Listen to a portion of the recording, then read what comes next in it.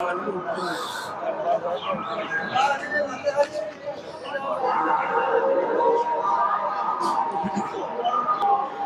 আলাইকুম প্রিয় দর্শক, সকাল সকাল আমরা আবারও কোম্পানি টিলা থেকে ভিডিও ধারণ করে দেখাচ্ছি। আজকে এই যে আমার সামনে রয়েছে মিষ্টি কুমড়া। আমার বড় ভাইয়া যাকে দেখতে পাচ্ছেন আপনারা, উনি হচ্ছেন কৃষক। উনি মিষ্টি কুমড়া নিয়ে এসেছেন এবং সাথে এদিকে আমরা দেখতে পাচ্ছি টমেটো বেচা বিক্রি হয়েছে আজকে 10 টাকা করে কেজি। তারপর এদিকে কিরা মাত্র 16 টাকা করে বিক্রি হয়েছে কিরা। তারপর পেছনে রয়েছে শসা, সাথে আলু, আরো একটু সামনে শসা, আলু। আসলে সকাল সকাল আসলে বাজার আরো জমজমাট ছিল, সেই দৃশ্যটি তুলে ধরা সম্ভব হতো। একটু দেরিতে আসার ফলে সকাল সকাল যেহেতু কৃষকের উৎপাদিত মালামাল এখানে বিক্রি হচ্ছে, শসা থেকে শুরু করে সবজির বিভিন্ন আইটেম।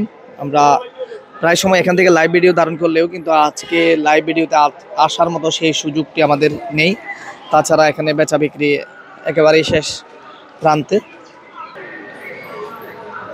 দেশের বিভিন্ন প্রান্তে চলে যাচ্ছে এখান থেকে উৎপাদিত কিরা, আলু, সিমের বিচি সহ আরও বিভিন্ন ধরনের সবজি। যারা এখান থেকে উৎপাদন করছে তারা কিন্তু এই জায়গায় বিক্রি করার উদ্দেশ্যে নিয়ে এসেছে। আমরা এখানে দেখতে পাচ্ছি মিষ্টি আলু, তার মধ্যে আছে শসা বিভিন্ন ধরনের, এখানেও শসা। ভাইজান ভালো আছেন নি? আছি ভাই, আলহামদুলিল্লাহ ভালো। শসা কি তো চাইুন না দিয়ে? শসা তো সাইডে 20 টাকা চাইলাম, 12 টাকা 13 টাকা মূল্য। কি পরিমাণে নুন নাই? এই কাঁচা শুধু।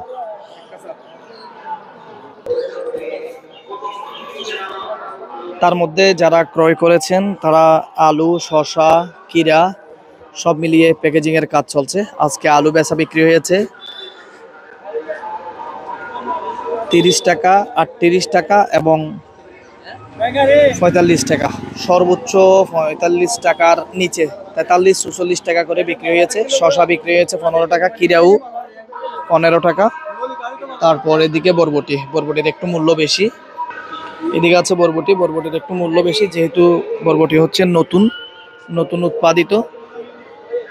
তো সব মিলিয়ে আজকে যেহেতু আমরা একদম ভোর সকালে আসা আমার পক্ষে সম্ভব হয়নি, তাই আমাদের ভিডিওতে আজকে এই পর্যন্ত।